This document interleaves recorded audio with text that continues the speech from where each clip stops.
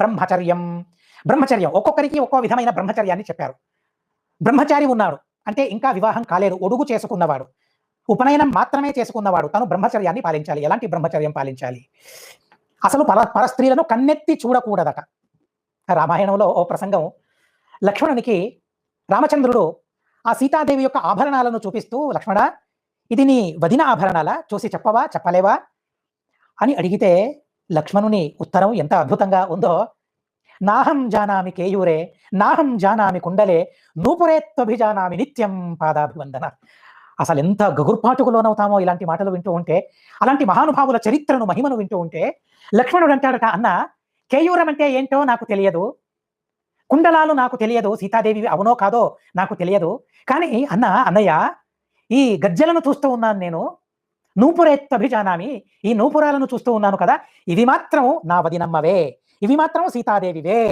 ఎందుకని అంత గట్టిగా చెబుతూ ఉన్నానంటే, నిత్యం పాదాభివందనాత లక్ష్మణుడు చెప్పాడట, ప్రతిరోజు కాళ్లకు దండం పెట్టేవాణ్ణి, ఆ కాళ్లను నా కళ్ళతో చూసి నా మనసులో ధ్యానం చేసుకుంటూ ఉండేవాణ్ణి, ప్రతిరోజు ఆ సీతమ్మ కాళ్లను నేను చూస్తూ ఉన్నాను కాబట్టి ఆ కాళ్లలో ధరించిన గజ్జలు నూపురాలు సీతమ్మవి, ఆ విషయంలో సందేహం లేదు అని చెప్పాడు. కానీ కేయూరం అంటే నాకు తెలియదు, అది సీతాదేవివా తెలియదు, తన బాహువులను నేను చూసింది లేదు, తన మొహంలో మొహం పెట్టి చూసిన ప్రసంగమే లేదు.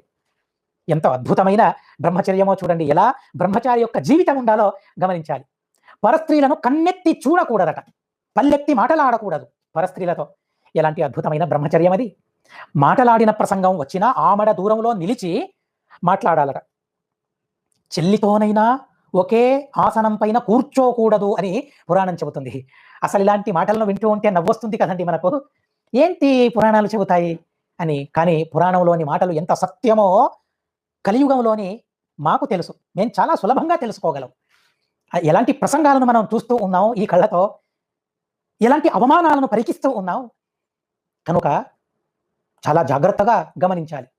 దర్శనం, స్పర్శనం, కేలిహి, అష్టాంగ మైథునం. మైథునంలో అష్టాంగాలు ఉన్నాయట. కన్నెత్తి చూసినందువల్ల తనకు పాపం, మాట్లాడితే పాపం, దగ్గరలో నిల్చున్నా పాపం. ఎంతో అద్భుతంగా బ్రహ్మచర్యాన్ని చెప్పారు బ్రహ్మచారులకు. అలాంటి బ్రహ్మచర్యాన్ని బ్రహ్మచారులు పాలించాలి. గృహస్థులు కూడా బ్రహ్మచర్యాన్ని పాలించాలి. ఇదేంటి గృహస్థులేంటి బ్రహ్మచర్యాన్ని పాలించడం ఏంటి, మీకు అందరికీ తెలుసు, చాలాసార్లు విన్నారు. అయినా గుర్తించుకోవడం మన వంతు కర్తవ్యం కాబట్టి గుర్తించుకుంటూ ఉన్నాను నేను.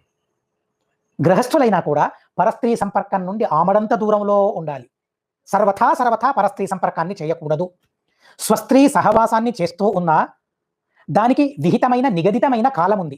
ఆ కాలంలో ఆ దేశంలో స్వస్త్రీ సహవాసం చేయాలే తప్ప నిషిద్ధమైన కాలంలో స్వస్త్రీ సమాగమం చేసినా అది బ్రహ్మచర్యం అనిపించుకోదు. అశ్వత్థామాచార్యుల మరియు అర్జునుల ఇతిహాసాన్ని మనం వింటాం.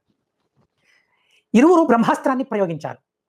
అశ్వత్థామాచార్యుల వారు మరియు అర్జునుడు ఇరువురు బ్రహ్మాస్త్రాన్ని ప్రయోగించినప్పుడు భగవంతుడు చెప్పాడు, ఇరువురు బ్రహ్మాస్త్రాన్ని మీరు వెనుదీసుకోవాలి, ఆ బ్రహ్మాస్త్రాన్ని ఉపసంహారం చేయాలి. బ్రహ్మాస్త్రాన్ని ప్రయోగించారు మీరు, కానీ ప్రయోగించిన ఆ బ్రహ్మాస్త్రాన్ని ఉపసంహారం చేసుకోవాలని చెబితే అశ్వత్థామాచార్యుల వల్ల ఉపసంహారం చేసుకోవడం సాధ్యం కాలేదు. అర్జునుడు తను వదిలిన బ్రహ్మాస్త్రాన్ని ఉపసంహారం చేసుకున్నాడు. అయినా అశ్వత్థామాచార్యుల అస్త్రం అలాగే ఉంది. అప్పుడు భగవంతుడు మళ్ళీ చెప్పాడు, అర్జున, అశ్వత్థామాచార్యుల వల్ల ఆ అస్త్రాన్ని ఉపసంహరించుకోవడం సాధ్యం కాదు, కనుక నువ్వే ఆ అస్త్రాన్ని కూడా ఉపసంహరించుకోమని చెప్పాడు. ఎందుకని అశ్వత్థామాచార్యుల వల్ల ఉపసంహరించుకోవడం సాధ్యం కాలేదు అంటే అశ్వత్థామాచార్యులు బ్రహ్మచర్యాన్ని పాలించలేదు. నిజంగా బ్రహ్మచారి అశ్వత్థామాచార్యుడు. అర్జునుడు ఎన్నో వివాహాలను చేసుకున్నవాడు, అయినా అర్జునుడు బ్రహ్మచారి అని మహాభారతం గుర్తిస్తుంది. అశ్వత్థామాచార్యుల వారు బ్రహ్మచారి కాదు అని అంటుంది. కానీ పైకి చూడ్డానికి అశ్వత్థామాచార్యుల వారు వివాహం చేసుకోలేదు, వారు బ్రహ్మచారులు. అర్జునుడు గృహస్థుడు. అయినా స్వస్త్రీ సహవాసాన్ని విహితమైన దేశంలో విహితమైన కాలంలో తను చేస్తూ ఉన్నాడు. పరదార విరతి, పరకీయులైన స్త్రీలను కన్నెత్తి కూడా చూడలేదు అర్జునుడు. కనుక అలాంటి బ్రహ్మచర్యం అర్జునుల్లో ఉంది. ఎన్ని వివాహాలు చేసుకున్నా, ఎందరు భార్యలున్నా అర్జునుడు బ్రహ్మచారియే.